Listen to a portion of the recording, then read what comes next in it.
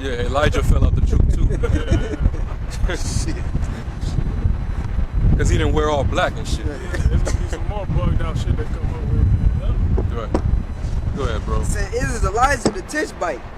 Then the king sent unto him a captain of 50 with his 50, and he went up to him, and behold, he sat on the top of an hill, and he spake unto him, "Thou man of the Most High, the king hath said, come down." Because you mentioned, well, what? Hey, Yahweh Shemel Shah is going to have his men with power, man. Yep. You know? And Elijah answered and said to the captain of 50, "If I be a man of the Most High, then let fire come down from heaven and consume thee and thy 50. And there came down fire from heaven and consumed him and his 50. And the beautiful part about this scripture here is it's showing you how man on earth was given spiritual power, which is a miracle. Okay? But it's putting it in terms, you gotta look at the conditions of why the power was given and what happened. When the three holy children received a blessing of power, they were singing praise unto the Most High. Yes, to glorify the name of Yahweh Bashim Shai. It is. That's synonymous with this power. You got it out. God. This 11, again, also he sent unto him another captain of 50 with his 50. And he answered and said unto him, O man of the Most High, thus hath the king said, come down quickly. And Elijah answered and said unto them, if I be a man of Yahweh, Bashim Yahushai, let fire come down from heaven and consume thee and thy 50. And the fire of the Most High came down from heaven and consumed him and his 50. Wow. And he sent again a captain of the third 50 with his 50. And the third captain of 50 went up and came and fell on his knees before Elijah and besought him and said unto him, O man of Yahweh, I pray thee, let my life and the life of these 50 thy servants be precious in thy sight. Behold, there came fire down from heaven and burnt up the two captains of the former 50s with their 50s. Therefore let my life now be precious in thine sight. And the angel of the Lord Yahweh, No more, we believe you. God got it. because they was trying to come and capture Elijah, you know, and take him unto the king. So they were trying to what? Do the prophets a harm. Yep. So what? Yahweh Shemel Shai gave power unto Elijah, hey, and to rain fire down from heaven, man. It says, and the angel of Yahweh Shemel Shai said unto Elijah, go down with him, be not afraid of him. And he arose and went down with him unto the king. All right. And go from there to somebody can go into the Apocrypha, go in 2nd Maccabees, the 15th chapter. When Nicanor was going to wage war against us on the Sabbath. They thought that Judas was going to opt out because it was a Sabbath. Get that from me. What verse? The point is at verse 8, but you can start up, you can probably start at the top and read down to it. Okay, this is 2nd Maccabees chapter 15 and verse 1.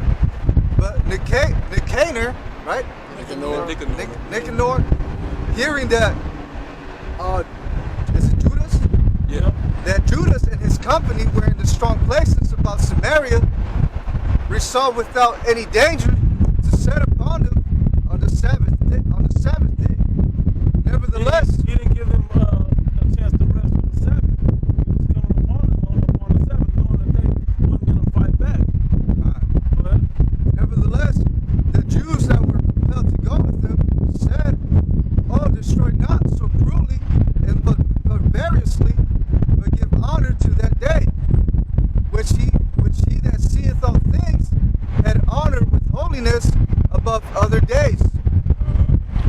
Sabbath. Then this most ungracious wretch demanded if there were a mighty one in heaven that had commanded the Sabbath day to be kept. And when they said, there is in heaven a living power and mighty who commanded the seventh day to be kept, then said the other, and I also am mighty upon earth, and I command to take arms and to do the king's business. Yet he obtained not to have his wicked will done. So Nicanor, in exceeding pride and haughtiness, determined to set up a public monument of his victory over Judas, and then basically, because basically he was like, well, shit, if it's their Sabbath day, and he don't want to, break their Sabbath, he don't want no smoke. So I'm gonna declare the victory that I won. I scared him off. He didn't want none, But look what Judas is gonna say. So Nicanor, in exceeding pride, And he was a general under Seleucus. Under Seleucus, I believe he was under Antiochus Epiphanes, if I'm not mistaken. Go ahead.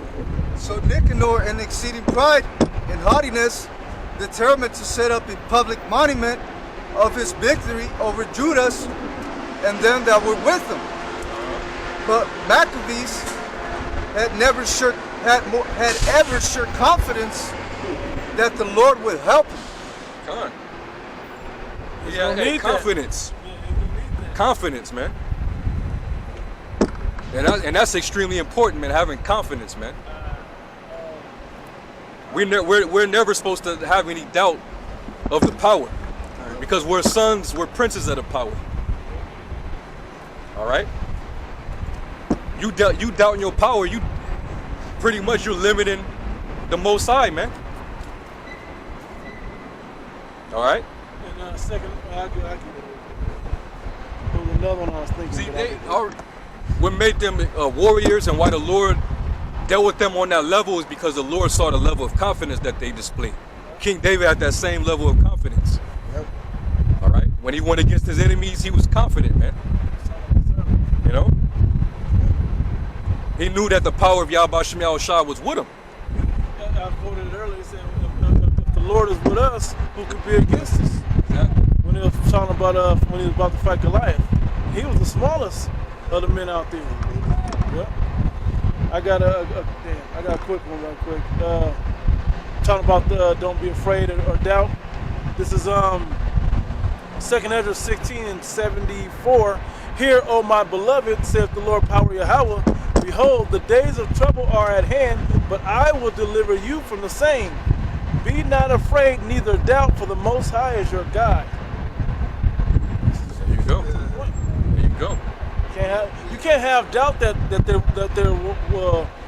will be a spiritual moment, a miracle moment, if you will. The Most High will perform for you. It says I read 76, and a guide to them who keep my commandments and precepts. So when you're doing the work of the Lord, and to the rehearsing to the best of your ability, hey man, he sees that, he'll you built up those spiritual treasures, he'll reward you. That was the point. Go back. Back in 2nd Maccabees 15:8, wherefore he exhorted his people not to fear the coming of the heathen against them. Don't fear, man. Don't fear the heathen that come against us. So hey, we have the testimony. We see according to the prophecy that they're gonna make war with the Lord's servants, man. The remnant. But we can't fear.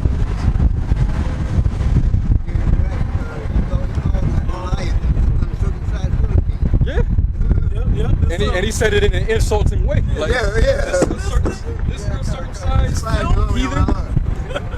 Hey, they were all scared because he's all big and big shit. anteater having ass, Hamite. You know what I'm saying? Yeah. Yeah. David was confident, man. He was a young man. Hey, what happened when you go into that story when he was about to fight David was about to fight the Philistine Goliath. He was like, oh, y'all got it. I'm going to go ahead and go feed and water the sheep. Like, I ain't worried about it. And he came back like, hey, y'all ain't took this guy down? Like, what the hell? What y'all waiting on? Yeah. They was all scared and shit. Like, y'all scared? This. Saul was scared. Yeah. They ran. Nobody wanted to go head up with this dude. This motherfucker was Debo out there on the field, man. Shit, he like, this guy, man, this dude weak. Y'all got it. God. Verse 8. Wherefore he exhorted his people not to fear the coming of the heathen against them, but to remember the help which in former times they had received from heaven. The help in former times that they received from heaven. Yeah. Elijah, that was an example right there. When he caused that fire to come down from heaven. Yep. See?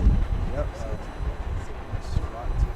So we have, hey man, we got power, man. All right? Don't think that this is all one-sided, like Esau got all the power and we're just through. No, man, that's not how the movie ends, man. All right, the Lord's gonna liberate his people, man, but starting with his remnant. It's happened over and over and over, man. How many times did the Lord have to prove himself to you? And he ain't really have to prove you anything, man.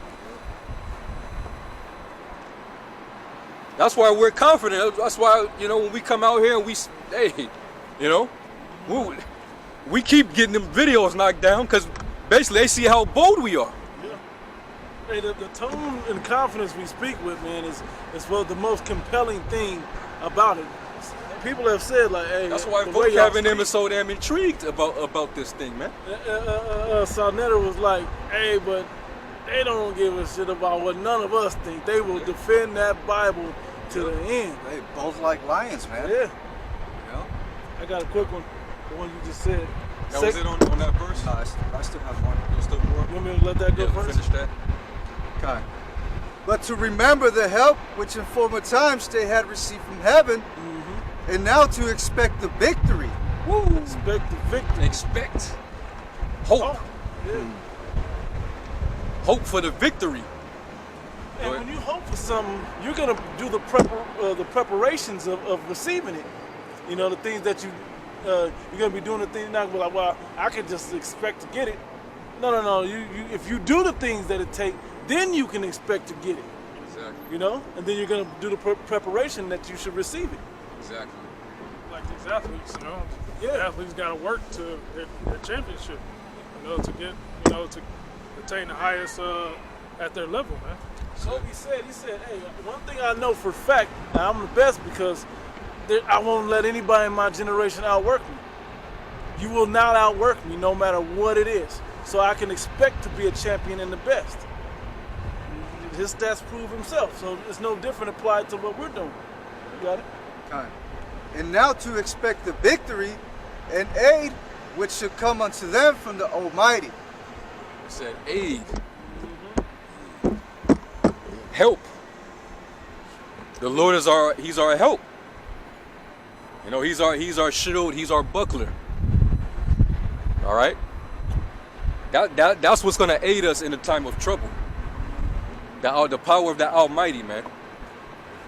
Which the only way to receive that is through your faith and your works, which is gonna help preserve you from the said perils.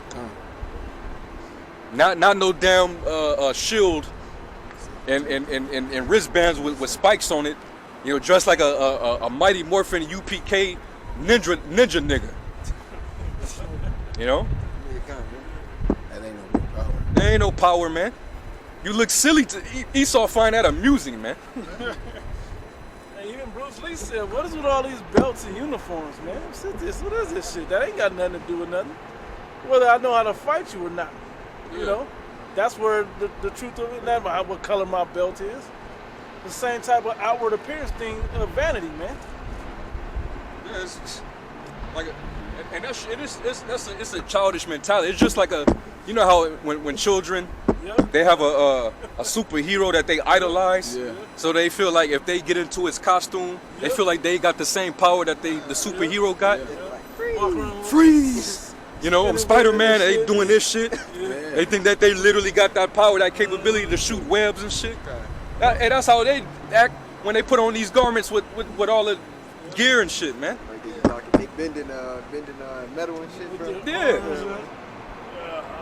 Like King David did. He wore a garment like this. That's so simple. That's simple as hell, man. With a shield. Vain. Literally worthless. It's showing your carnality. Yeah. I got The Most High ain't dealing with that, man. The Lord said, even if those that are feeble among you, brothers that are like feeble, like short in stature, don't have a lot of strength, Maybe sickly infirmities, the Lord gonna put them on a level, man. Yes.